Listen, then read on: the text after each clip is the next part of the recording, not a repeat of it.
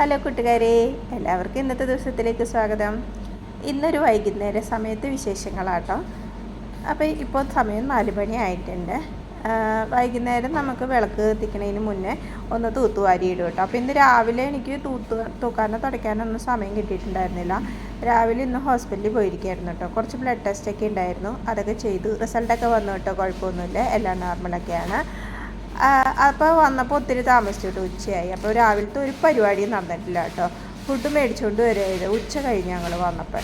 അപ്പോൾ രാവിലെ ഇപ്പോൾ വന്ന് ഫുഡൊക്കെ കഴിച്ച് ഇരുന്നപ്പോഴത്തേനും മാളു വന്നു. മാളുവിന് ഇന്നിപ്പോൾ കുറച്ച് ലേറ്റായാണ് വന്നത്. മാളുവിൻ്റെ ഡാൻസ് പ്രാക്ടീസ് ഉണ്ടായിരുന്നു. അതൊക്കെ കഴിഞ്ഞ് മാളു വന്ന് കുളിക്കാൻ കയറിയേക്കാം കേട്ടോ. അപ്പം മാളു കുളിച്ച് വൈകുന്നേരം വിളക്ക് കത്തിക്കണം. അപ്പോൾ അതിന് മുന്നേ ഞാൻ തൂത്തൊക്കെ ഇട്ടതാണ് കേട്ടോ. അപ്പോൾ തൂക്കലൊക്കെ കഴിഞ്ഞ് കഴിഞ്ഞപ്പോൾ എനിക്കൊരു കട്ടൻ ചായ കുടിക്കാൻ തോന്നി. ഇന്ന് രാവിലെ പോയതിൻ്റെ ഒരു ക്ഷീണമുണ്ട് കേട്ടോ. അപ്പോൾ ഒരു കട്ടൻ ചായയൊക്കെ കൂടി ചെയ്യുമ്പോഴത്തേക്കും നമുക്ക് ആ ക്ഷീണമൊക്കെ ഒന്ന് പോകുമല്ലോ. മാളുവിൻ്റെ ടിഫിൻ ബോക്സ് കഴുകി വെച്ചിട്ടുണ്ടായിരുന്നില്ല കേട്ടോ. മാളു ഒത്തിരി ലേറ്റായി വന്നാൽ പിന്നെ കുളിച്ച് വിളക്കൊക്കെ കത്തിച്ചിട്ട് മാളുവിന് ട്യൂഷന് പോകാനുള്ള സമയമുള്ളൂ കേട്ടോ. അപ്പം മാളു കുളിക്കാൻ കയറിയൊക്കെ ആയതുകൊണ്ട് ഞാനൊരു കട്ടൻ ചായ ഇട്ട് കുടിക്കാമെന്ന് വിചാരിച്ചു. കട്ടൻ ചായ കുടിച്ചാൽ നമുക്കൊരു ഉന്മേഷം വരുമല്ലോ. ഞങ്ങൾ ചായയുടെ ആൾക്കാരാട്ടോ. വൈകുന്നേരം ചായ കുടിയൊന്നും എനിക്കില്ലായിരുന്നില്ല, ഈയിടെയായിട്ട് തുടങ്ങിയതാട്ടോ. അപ്പോൾ ആ ഒരു സമയമാകുമ്പോൾ ഒരു ചായ കുടിച്ച ഉഷാറാണ്.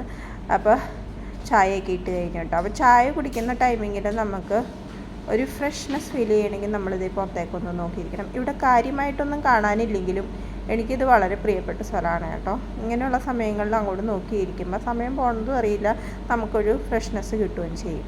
അങ്ങനെ ചായ കുടിയൊക്കെ കഴിഞ്ഞപ്പോഴത്തേനും ദേ മാളൂട്ടി വന്നു കേട്ടോ. അതേ സന്ധ്യയായി. മാളിൻ്റെ കുളിയൊക്കെ കഴിഞ്ഞ് വന്നു. മാള് വിളക്ക് കത്തിക്കുകയാണ്.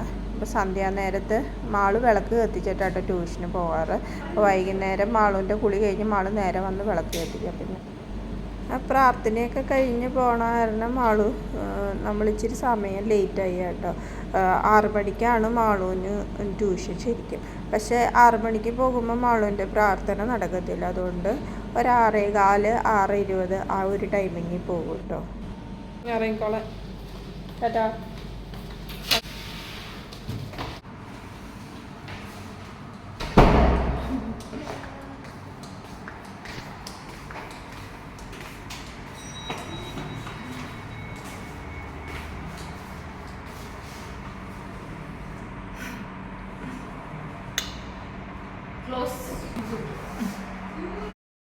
അങ്ങനെ മാള് ട്യൂഷനും പോയിട്ട് മാള് ഇറങ്ങണ വരെ ഞാൻ ഇവിടെ നിന്നിങ്ങനെ നോക്കും കേട്ടോ.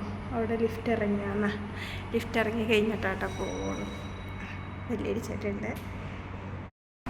പിന്നെ അതിന് ശേഷം ഞാനിവിടെ ജനലിൽ വന്ന് നോക്കും കേട്ടോ. ആ അപ്പുറത്തെ ബിൽഡിങ്ങിൻ്റെ ജനലിൽ എനിക്ക് കാണാം മാള് പോണതേ.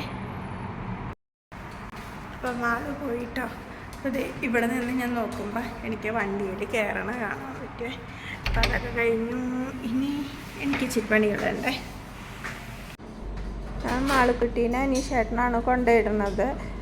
അപ്പോൾ അവരച്ഛനും മോളും കൂടെ അങ്ങ് പോയി. അപ്പോൾ ഇനി എനിക്ക് ചെറിയ പരിപാടികളുണ്ട്. ഞാൻ ചായ വെച്ച പാത്രമൊന്നും കഴുകിയിട്ടുണ്ടായിരുന്നില്ല.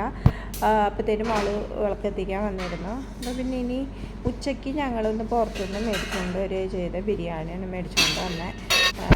കാരണം ടൈം ഒത്തിരി ലേറ്റായി പോയായിരുന്നു കേട്ടോ. അവിടുന്ന് 2-3 പ്രാവശ്യമായിട്ട് നമ്മളവിടെ ഇരിക്കേണ്ട വന്നു, റിസൾട്ട് കിട്ടാനും ബ്ലഡ് കൊടുക്കാനും അങ്ങനെയൊക്കെ. അപ്പോൾ ടൈം പോയിട്ടാണ്. അപ്പോൾ ബിരിയാണിയാണ് മേടിച്ചിട്ട് തന്നെ. ആ സമയമായതുകൊണ്ടാണ് എന്താണോ ഞങ്ങൾക്ക് 2 പേർക്കും വിശപ്പുണ്ടായിരുന്നില്ല കേട്ടോ. അപ്പോൾ ഞങ്ങൾ ഒരു ബിരിയാണി 2 പേരും കൂടെ കഴിച്ച്, ഒരെണ്ണം ബാലൻസ് ഉണ്ടായിരുന്നു. പിന്നെ മാളും ആണെങ്കിൽ വന്നിട്ട് പകുതിയെ കഴിച്ചോളൂ. അപ്പം മൊത്തത്തിൽ ഒരു 2 ബിരിയാണി ബാലൻസ് വന്നു. 1.5 ബിരിയാണി ബാലൻസ് വന്നിട്ടാ.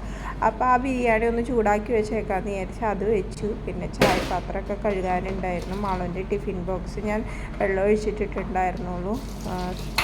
സമയം നേരത്തെ വന്ന ദിവസമാണെങ്കിൽ മാളു അങ്ങനെ ടിഫിൻ ബോക്സൊക്കെ കഴുകി വെച്ചോളൂ കേട്ടോ.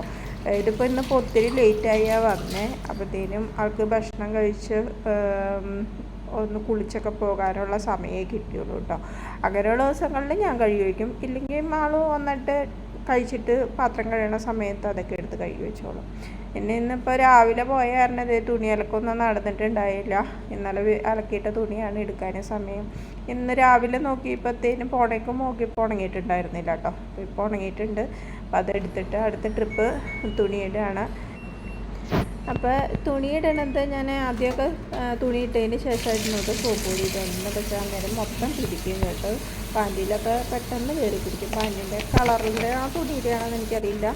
നിഷേൻ്റെ പാൻറ്റിലൊക്കെ പിടിക്കുമായിരുന്നു. അതുകൊണ്ട് ഞാനിപ്പോൾ സോപ്പ് പൊടി ഒന്ന് കലങ്ങിയതിന് ശേഷമാണ് തുണി ഇടുന്നത് കേട്ടോ. പക്ഷെ അങ്ങനെ ഇടുമ്പോൾ നമ്മൾ സൂക്ഷിക്കണം. ഇങ്ങനെ ഇടുമ്പോൾ എന്നെ നിമ്മി എപ്പോഴും വഴുക്ക് പറയും കേട്ടോ.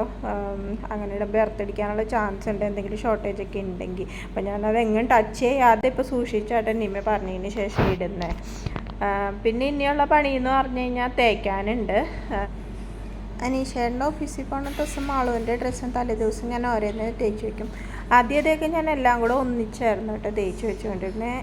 പിന്നെ അത് അത്ര ഫ്രഷ്നെസ് ഉണ്ടാവില്ല. 2 ദിവസം കഴിയുമ്പോഴത്തേന് ചെറുതായിട്ടൊന്ന് ചുളുങ്ങിയൊക്കെ പോകാൻ അത്ര സുഖം തോന്നില്ല കേട്ടോ. അപ്പോൾ ഇപ്പം ഞാൻ ഡെയിലി അന്നുള്ളത് പിറ്റേ ദിവസത്തേക്ക് ഓരോന്നെ തേച്ച് വയ്ക്കുമല്ലോ കേട്ടോ. അപ്പോൾ വൈകുന്നേരത്തെ എൻ്റെ പണി ഇതൊക്കെയാണ്. ഇനിയിപ്പോൾ അച്ഛനും മോളും വരാറായിട്ടുണ്ട്. അപ്പോൾ ഇന്നത്തെ വൈകുന്നേരത്തെ വിശേഷങ്ങളൊക്കെ ഇത്രയേ ഉള്ളൂ കേട്ടോ. എല്ലാവരും ലൈക്ക് ചെയ്ത് സബ്സ്ക്രൈബ് ഒക്കെ ചെയ്ത് സപ്പോർട്ട് ചെയ്യണേ. ബൈ.